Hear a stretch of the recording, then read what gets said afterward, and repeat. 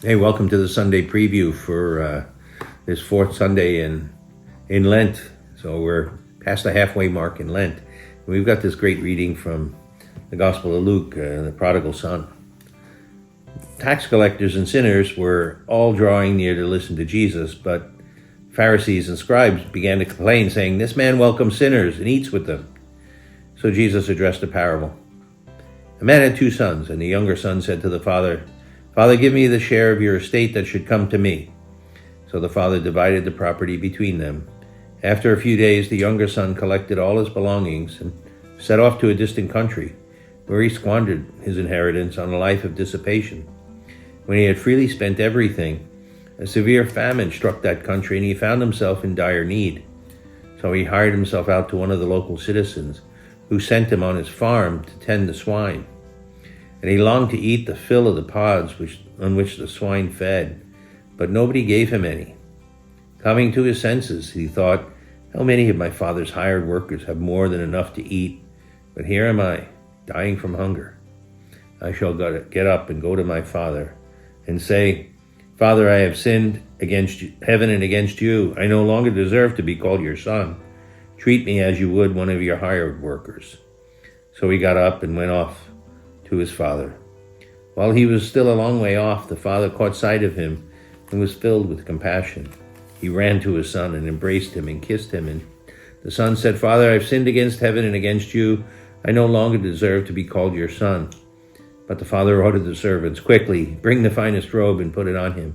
Put a ring on his finger and sandals on his feet. Take the fattened calf and slaughter it.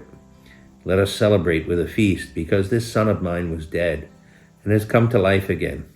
He was lost and is now found.' And the celebration began. Now the older son had been out in the field, and on his way back, as he neared the house, he heard the sound of music and dancing. He called one of the servants and asked what this might mean. The servant said, 'Your brother has returned, and your father has slaughtered the fattened calf, because he has him back safe and sound.' He became angry, and when he refused to enter the house, his father came out and pleaded with him. He said to his father in reply, 'All these years I served you, and not once did I disobey your orders. Yet you never gave me even a young goat to feast on with my friends. But when this son of yours returns, who swallowed up your property with prostitutes, for him you slaughter the fattened calf.' He said to him, 'My son, you are here with me always. Everything I have is yours. But now we must celebrate and rejoice, because your brother was dead and has come to life again. He was lost and has been found.'" The Gospel of the Lord. One of the most powerful stories Jesus tells in the Gospel.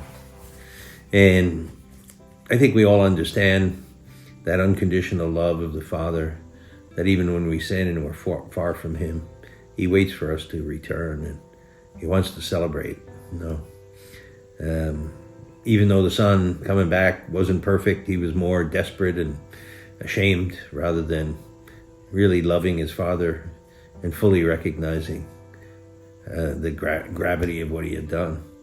Nevertheless, the father, unconditional love and celebration. Right? How many of us have experienced that? That after many years in sin, we came back and we found that unconditional love of the Father. We can count on that.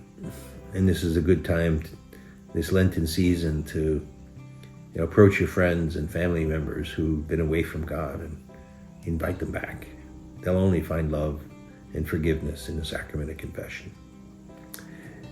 But one thing most of us have to worry about, even maybe a little more, is that we resemble the older brother more than we would like.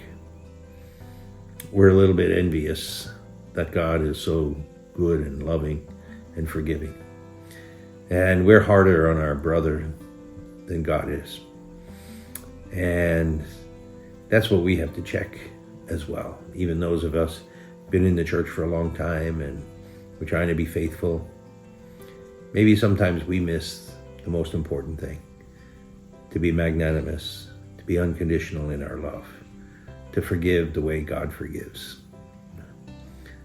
Sometimes we're comparing ourselves to other people and say we deserve more because we've been faithful, and that's not the way God thinks. Right? God rejoices at every sheep that was lost that was found. He rejoices at the one among the 100 that comes back. Right? And that's what we have to learn.